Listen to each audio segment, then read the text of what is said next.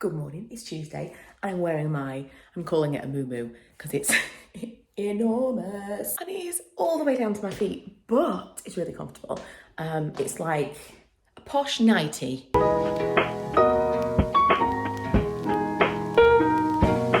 I had the most dull dream last night. I never have dreams. I never have like interesting dreams really.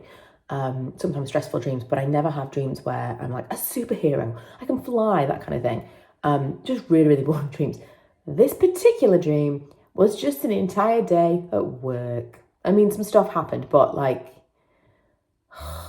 also, I don't know if I told you yesterday, I know I was filming a Get Ready With Me, and I said in the video, like I was trying to get through all day to the doctors because Ella has not been 100%. Now, she got worse over the weekend and I think she's getting better. She's telling me she's not, but she wasn't eating and now she's eating again. I think she has/had tonsillitis. Couldn't get an appointment. Called on Friday. We thought, right, well, we'll wait till the weekend. We'll call 111 because you just couldn't get through. Called 111. They said you need to speak to your GP in the next 24 hours. Called GP. Calling yesterday for hours and hours and hours. Finally got through. They said, we're too busy. Can you call Same Day Health? So I called Same Day Health. I called them 4 times and I was on hold upwards of 30 minutes each time. And I got to like, you are 4th place in the whatever. And then I got cut off. It was infuriating. So we waited until out of hours, called the out of hours doctor. They did the full assessment and they said, from what you've told us, we think you need to call the GP within the next 24 hours. I was like, I'm going to go insane. So they said they'd made her a telephone appointment for first thing today. So hopefully we actually do get a call back from, because we couldn't even get a call back from the GP. They said they were that busy. Hopefully we get a call back this morning. At this point, I am starting to think that by the time we actually get a call back, she might start to feel better. The thing with, I think if you leave it a week, the thing with tonsillitis is it's awful. But if it'll go away on its own, fantastic. I've never had tonsillitis that will go away on its own. I've been like 2 weeks in, finally called the doctor and they've been like, this is really bad. I've never actually had like the viral, oh, it'll pass. So a week in, I was like, right, we're going to have to push through with this. And now I think maybe it will. We'll see. We'll see. Either way, hopefully she'll start to feel better. But you know my experience with doctors. This is a new one though. Just absolutely cannot even speak to anyone. It's to the lengths that I've gone to, it is kind of humorous. It's lunchtime. McDonald's has been requested. So I have some news. I didn't get the job. You know when something's been kind of hanging over you because it feels like forever. Because it was supposed to be initially like we were going to know straight away. And then it ended up being, well, now we can't tell you. It's going to be another week. And then I logged on today because I remembered something that I'd forgotten to put in my handover. And I saw an email that basically said they'd tell us everybody next week. I was like, we can't wait another week. So I called and just said, look, can everyone just know? Because I know some of us are on annual leave, but I can't imagine there's anyone that would rather not know now either way. So we each got a phone call and obviously I didn't get it, which is disappointing. But when you've had something that has been like over you, which it really feels like it has been, I think more so because it's not just a different job, it's a complete change in my like working week. So I couldn't really think that far ahead as to like, well, what can we do on this week or that week, or can I even get annual leave? Instantly, I was sad. I was really disappointed, I can't lie, but also relieved at the same time. Like nothing's changing, and I'm in a really fortunate position where I don't need to get the new job. I just felt like maybe all the stars were aligning and maybe this was the right thing. But you know, I've shared everything along the way and there've been signs in a million different directions, so maybe not. And the weirdest thing is that since I applied for that job and since I've started to be a little bit anxious about my time management moving forward for my internet stuff, I have had so many more opportunities come up, probably because it's the new tax year.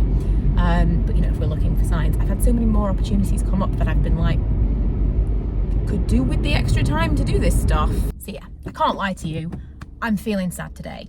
But I also feel like such a weight has been lifted. I was actually watching something about ADHD last night because I have a friend who's recently been privately diagnosed with ADHD, very difficult on the NHS. And we were sharing stories and I'm like, the more I hear about it, the more I identify. It's just nuts. And one of the things is, I was watching this TED talk last night, is this feeling of, by the way, I'm in the drive-thru, I'm not like on a road. This feeling of, not incompetence, but like you're always waiting for people to find out. There's a word for this with people online and I can't remember what it's called. Imposter syndrome. So basically that, but just for like regular jobs. And maybe that's the same thing for regular jobs, but just like waiting for someone to find out that you actually can't do what you do.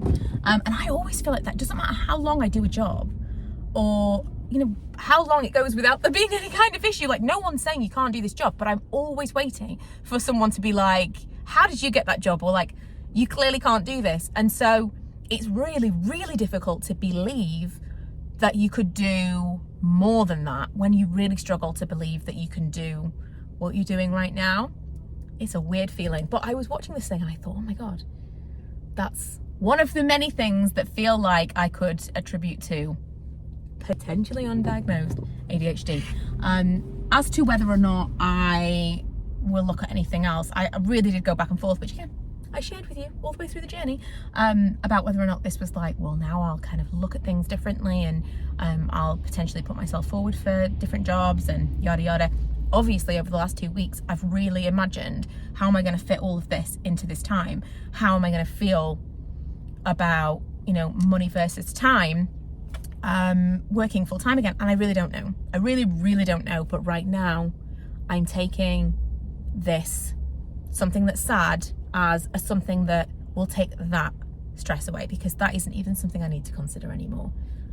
But it is definitely something that it's opened my mind to the possibility of something different. Another thing that I was reading was, obviously, we've been listening to the Brené Brown. This is our book club this month, which, by the way, I'm going to do the book club on Instagram now. I know, I'm sorry for those of you that don't do Instagram, but I've decided it's better suited there. So this Saturday, probably around 6-7 o'clock, Emma and I are going to do a little chat about Brené Brown, Atlas of the Heart. It's going to be over on Instagram, but it will be there, available to you, watch back if you want to. But in this book, quite towards the beginning of the book, she talks about vulnerability and how we look for vulnerability in other people, and it's the most attractive quality in other people, but it's what we want to hide from the world in ourselves. We feel like we should have to like shield this away. And one of the examples she gave was that, or at least, unless I'm completely imagining this, I think one of the examples she gave was not wanting to tell someone that you've applied for a new job because it makes you vulnerable. And when you don't get the job, you feel embarrassed, which I can hand on heart tell you, I do feel embarrassed today. I've told multiple people in my real life, you know, I've applied for this job and I'd really quite like it. I've told a lot of you. Thank you. So it's not like I can now be like, oh, I didn't really want it to begin with. But I think that it's important to share that and to be vulnerable and to say to someone, look, I really wanted this and I didn't get it. And that's life. I made some headway cleaning the office. I need to put the chair back in once everything's clean. I put some clothes away, which is my number one biggest hated or most hated chore, putting clothes away. Threw a load of stuff out and reorganized some things, but a lot of it still needs to be done, truthfully. And in about half an hour, I'm gonna take my sister-in-law to the dentist. So I'm gonna wrap this vlog up here because, as I always say, I want to draw a line under this day and start again tomorrow. Hasn't been a fun one, but I so appreciate the messages that you guys have sent me. I've had like DMs and emails since I've said that I was going through this process of applying for this job. Some people were very supportive. Some people were saying, you know, are you sure that you want to do this because you've got a really cushy little gig right now and everything's great in terms of balance, and that's true.